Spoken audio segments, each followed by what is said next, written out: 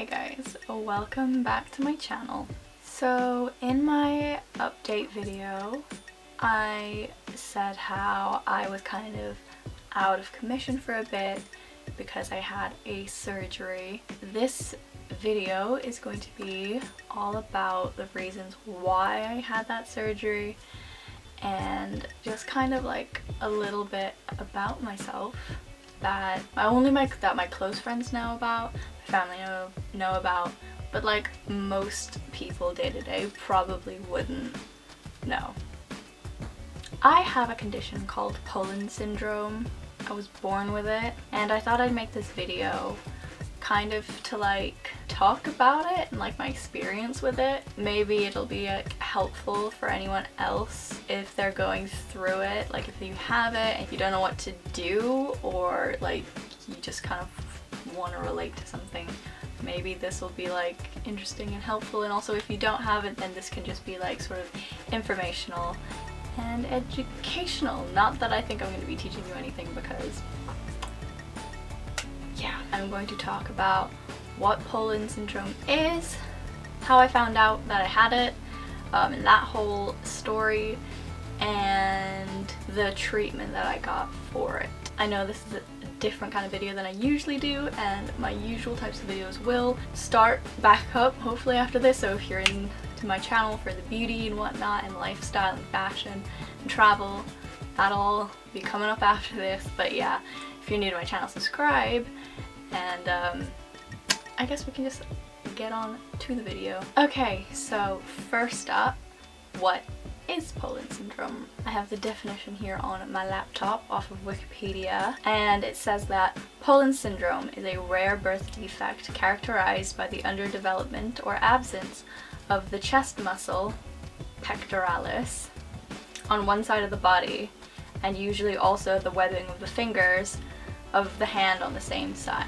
So that's like the general basic definition of what Poland syndrome is, and in my case specifically, I was born without a pec muscle on my left side. So for me, the side was the left side of my body. I'm missing a pec muscle. I was missing, well, I still am missing, like all of the sort of like breast tissue and like stuff that boobs are meant to have. Like it was just kind of like rib cage and then skin. Like that was kind of like what my chest was. I didn't have anything affect my hands, so my hands are like totally normal. So yeah, it was literally just my chest that was affected. So that's what it is. So I wasn't actually like badly affected by this, because sort of like the only consequences, I guess, for me was that I grew up and I was sort of flat chested on one side and I had a breast on the other side, so obviously that was a bit awkward to deal with when I was like going through puberty and whatnot. Also, due to the lack of a muscle on that side, I've always felt sort of like unbalanced between both sides of my body. So my right arm, I'm right-handed, so I do lots of stuff with my right arm anyway, but I've always felt stronger on this side because obviously I didn't have a pec muscle, so I couldn't like push things as hard, couldn't like lift things for a long time, and it particularly started getting worse like the older I got, especially since I'm not that active. No other muscles were getting built up to sort of deal with it. I was getting heavier as a person. Like I was just very like ill-equipped to function on this side in terms of strength. So like going to the gym was a struggle. Like I tried to do weight machines and I could only do it with my right side, like especially this one that you're meant to like work out pecs. Like if you don't have a pec, it's kind of pointless, but also like stressful because I couldn't lift the machine up at all because it was so weak. But you know, I suppose fair enough, didn't have a muscle, so what was I gonna do about it? Yeah, other than that, like it didn't affect me that much, but that's probably just because I don't actually know how it affects people, because I'm the only one I know that has this, like, and it's a really rare birth defect. And I've seen sort of like a couple people on like TV, on like, I think probably on like an episode of Botched or whatever, like dudes who do like bodybuilding have it, and it really sort of like harms their sort of self-confidence. Just because it is like a massive gap in your body, like it doesn't develop like the rest of you. So it does kind of mess with like body image and that sort of thing, and self-confidence. But personally, I think that I kind of handled it quite well growing up. Like, I wasn't that bothered about it. And even when I was bothered about it, like, my mom and like family and like doctors and stuff were always trying to help me, sort of, because they understood how stressful it could be for like a kid growing up. But yeah, so that's sort of the effect that it's had on me, and like what it's been like. It's probably been really bad. Like, I don't really talk about it in detail too much, just because like I no longer register the fact that I have this. But yeah, so how I found out that I had it, well, I don't actually remember ever finding out, because I kind of knew about it as long as I can remember. Like, it was just always a part of me. But when I was born, my mom always tells me that when she first saw me, the doctor said I was a perfect healthy baby, but she insisted that there was something wrong with me. Like, she could feel like there was something wrong with me. And obviously when you're like a tiny baby and you don't really have any sort of muscle size anyway, it can be hard to tell that there was anything missing there. But my mom kind of like felt like there was something wrong, that she could kind of see like little differences like immediately.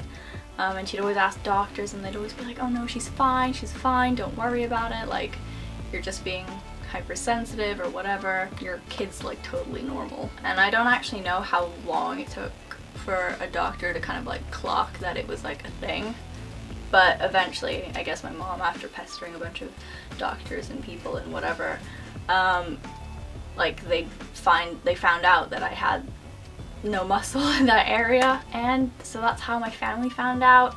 So I never like had to find out that I had it. I just always kind of was told like, hey, you've got Poland syndrome, like you don't have anything over there, that's why you look a bit funny. Not that my parents ever told me I looked funny or whatever, but they, you know, they made it clear to me that I wasn't the same as everyone else, and obviously I knew that. In terms of like treatment for Poland syndrome, all that could really be done to me is sort of like aesthetics wise. They couldn't, it's not like you can sort of like transplant a muscle to like replace it, although they kind of did sort of, and I'll talk about that in a second. But they kind of just tried to rebuild the left side of my chest so it aesthetically matched the right side, and that was sort of like the only thing that was gonna happen. Like, I don't think I can breastfeed from my left side, and also like I think there was like some glands or whatever, like it took me, like I'm pretty sure I don't like have normal armpit on this side either, like I don't sweat as much, and the situation on this side is like kind of weird, like it's not exactly the same. So I think parts of that stuff got affected as well. But as I said, the only thing that doctors and surgeons or whatever were gonna fix was sort of like basically match like my boobs to each other, because the rest of it kind of was like internal and not important, you know, it's like it's not necessary. I remember being taken to the hospital to talk to like a specialist about this, and they sat me in a chair and he kind of like had a look and had a chat with my parents about what they could do, and he sort of like set out this like plan of action, right? And it was step 1 to reconstruct the breast.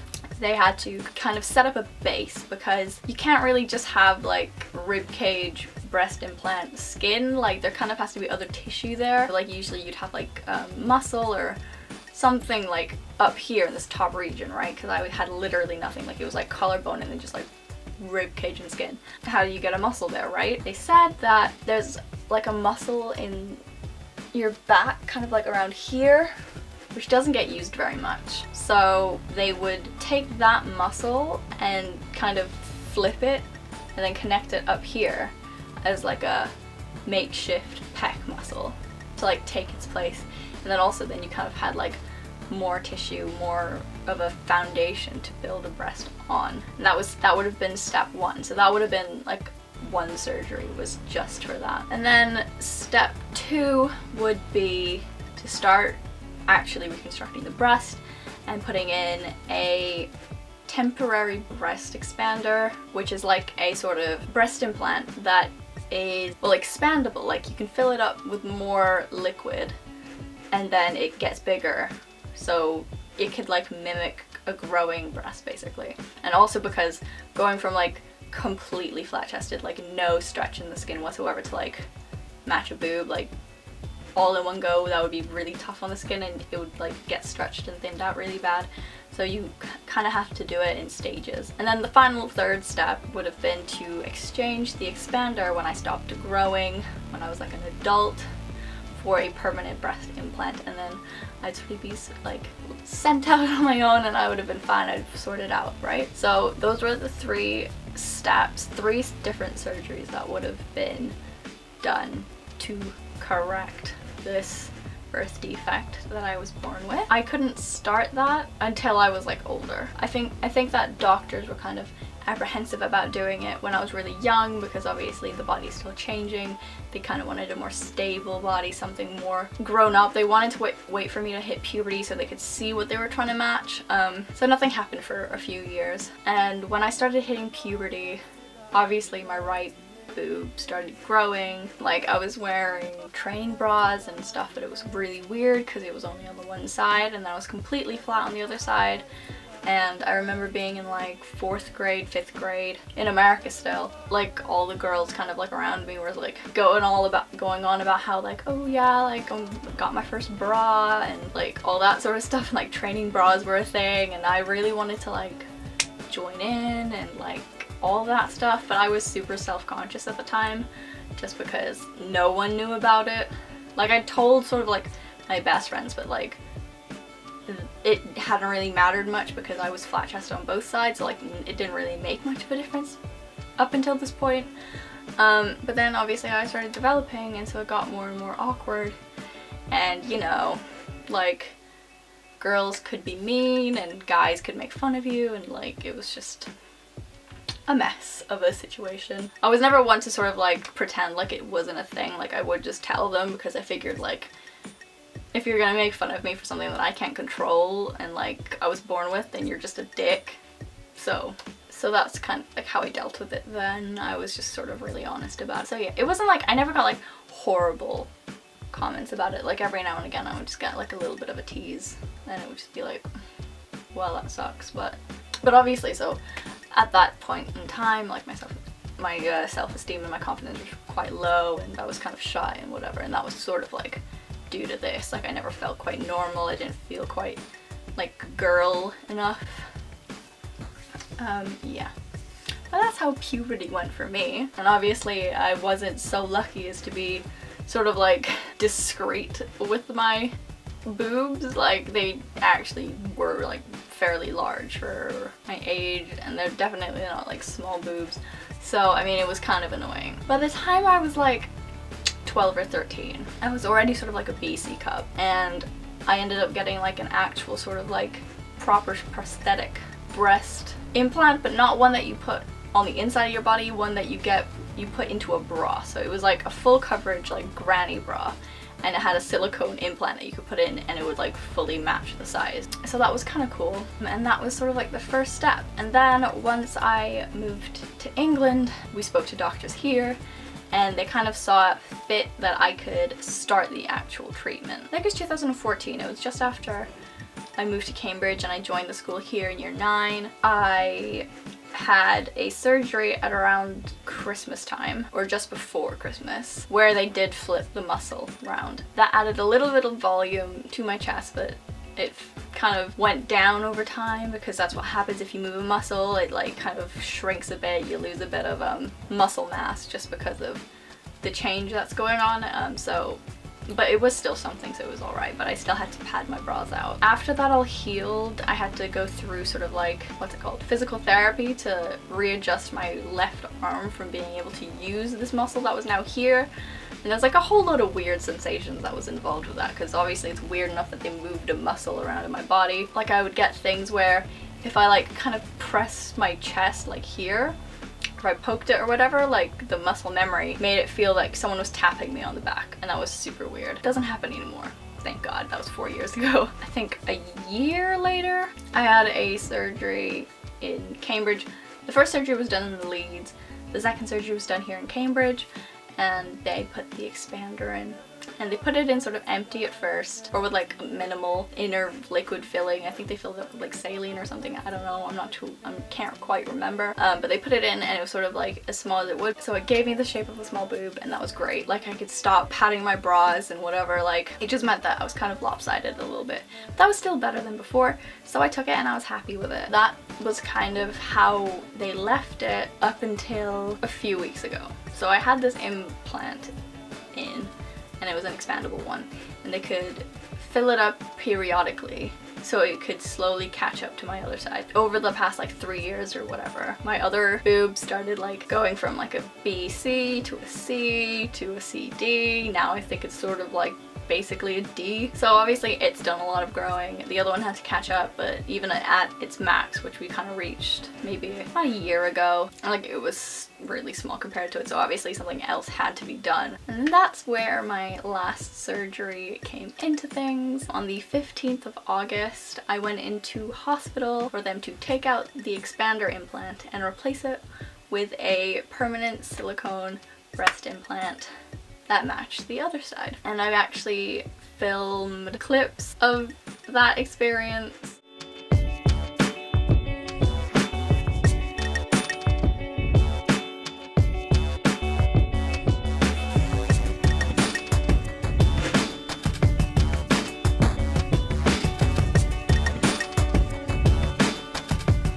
Hey, I've been in the hospital for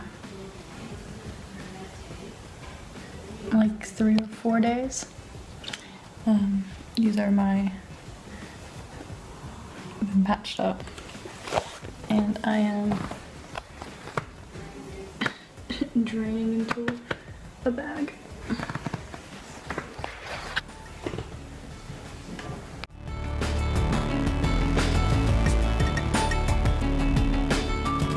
And that's where I am today. So I don't know if anyone's interested, but like you can't really tell, but so I've got boobs now. I've got 2 of them.